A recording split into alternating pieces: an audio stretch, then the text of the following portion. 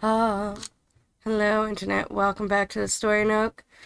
You actually get camera because my son has decided to join me in my space. And today we're going to be reading Wizard of Oz by L. Frank Baum with photos by W.W. Dinslow. My son decided he wanted to join me, so I had to stop the recording because the webcam was being funny because my setup changed slightly yesterday. As you can see, I have a beautiful, beautiful cat. He is beautiful. We found him. My friend found him under his crawl space in 2017. So 18, 19, 20, 21, 22, 23, 24. So he's 7 now. You're 7. I love you. Yes, Mommy will continue to pet. But let us continue forward. Last episode, Merry Christmas, by the way. Merry Christmas. Last time, we read The Lion Becomes the King of the Beast, which went up today. Also, thank you very much for helping us reach 50 subscribers. You're all awesome.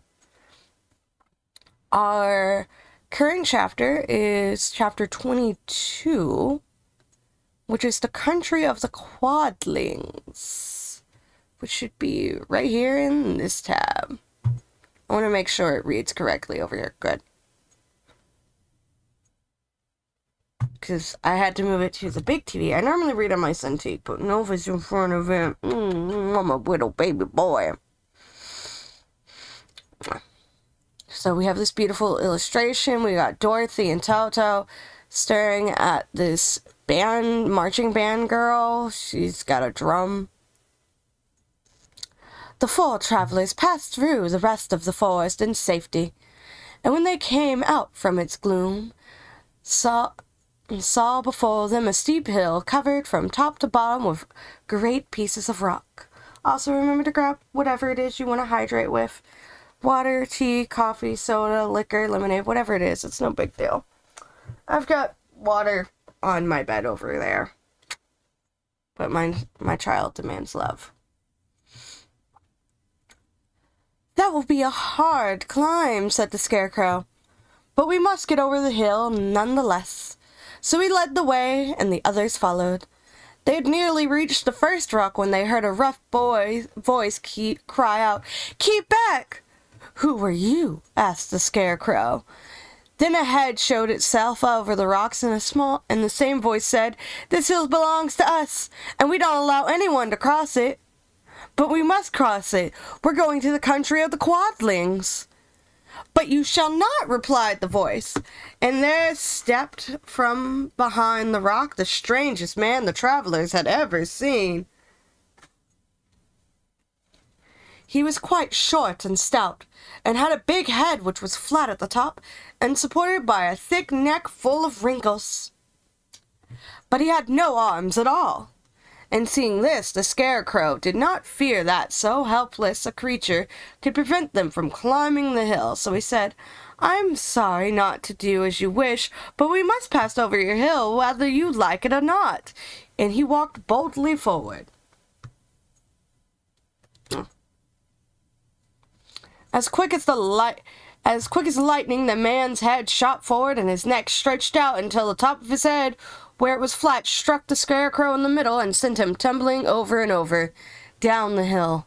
Almost as quickly as it came, the head went back to the body, and the man laughed harshly as he said, "It isn't as easy as you think." A chorus of boisterous laughter came from the other rocks, and Dorothy saw hundreds of armless hammerheads upon the hillside, one behind every rock. The lion became quite angry at the laughter caused by the Scarecrow's mishap, and giving a loud roar that echoed like thunder, he dashed up the hill. Again a head shot swiftly out, and the great lion went rolling down the hill, as if he had been struck by a cannonball. Dorothy ran down and helped the Scarecrow to his feet, and the lion came up to her, feeling rather bruised and sore, and said, "It is useless to fight people with shooting heads. No one can withstand them." What can we do then? She asked. Call the winged monkey, suggested a Tin Woodman. You still have the right to command them once more. Yeah, because the second time they couldn't do her wish, and then they just left, and that still counted, which I think is unfair. But granted, you have 3 other people in your party. Just saying. Very well, she answered, putting on the golden cap. She uttered the magic words. The monkeys were as prompted as ever, and in a few moments the entire band stood before her. Why not have the monkeys take you to the land of Quadlings? It would make more sense. What are your commands? Inquired the king of the monkeys, bowing low. Carry us over the hill to the country of Quadlings, Carry us over the hill to the country of the Quadlings, answered the girl. It shall be done, said the king, and at once the winged man caught the 4 travelers and Toto up in their arms and flew away with them. As they passed over the hill, the hammerheads yelled with vexation and shot their heads high into the air, but they could not reach the winged monkeys, which carried Dorothy and her comrades safely over the hill and set them down in the beautiful country of the Quadlings.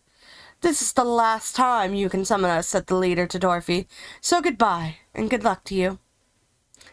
Goodbye, and thank you very much, returned the girl, and the monkeys rose into the air and were out of sight in a twinkling. The country of the Quadlings seemed rich and happy. There was a field upon field of ripening grain, with well-paved roads running between, and pretty rippling brooks with strong bridges across them. The fences and the houses and bridges were all painted bright red, just as they had been painted yellow in the country of the Winkies, and blue in the country of the Munchkins. The Quadlings themselves, who were short and fat, and looked chubby and good-natured, were dressed in all red, which showed bright against the green glass and the yellowing grain. The monkeys had set them down near a farmhouse, and the 4 travelers walked up to it and knocked at the door. It was opened by the farmer's wife, and when Dorothy asked for something to eat, the woman gave them all a good dinner, with 3 kinds of cake and 4 kinds of cookies and a bowl of milk for Toto. This is something... Was this just a thing back in the 1900s? You can just walk up to the house and go, hey, can you give us food, please? And people would just give you food? Because, wow. I can tell you right now, you show up at my house starving, I'm just like, I will make you a peanut butter and jelly sandwich. There is no feast to be had here, my friends. Did not plan for a feast. Only planned it on sandwiches. I got a tomato in there. I think I'm going to make me a tomato sandwich once I'm done recording the last bit of this novel today. Also, my family celebrates on Christmas Eve, so it's 8:30 now. I'm hoping I'll finish all these chapters, and then I'll be on my way over to them. Oh, my baby. My baby. He's beautiful and precious. None of you can tell me otherwise. I love him so much.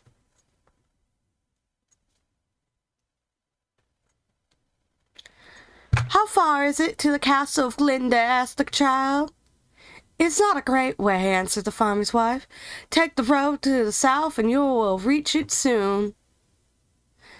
Thanking the good woman, they started afresh and walked by the fields and across the pretty bridges until they saw before them a very beautiful castle. Before the great gates were 3 young girls, dressed in handsome red uniforms trimmed with a golden braid. And as Dorothy approached them, one of them said to her, "Why have you come to the South Country?" "To see the good witch who rules here," she answered. "Will you take me to her?" "Let me have your name, and I will ask Glinda if she will receive you." They told who they were, and the girl soldier went into the castle. After a few moments, she came back to say that Dorothy and the others were admitted at once. And so here we have the 3 girl soldiers, which look different than this first soldier. This first soldier's got a hat. And they're wearing similar outfits, but they're also different, which I think is interesting. But thus, concludes The Country of the Quadlings, Chapter 22 of The Wizard of Oz by L. Frank Baum. Thank you all so much for being here. Say hello to my beautiful, beautiful child who does not care. So long as I pet him, he pretty much does not care about anything. Remember to stay hydrated, stay healthy, stay safe. I'm gonna grab me my water. Yeah. I have water. You have water. You want? You want to sniff? He likes to sniff things. Curious little baby. He's staring.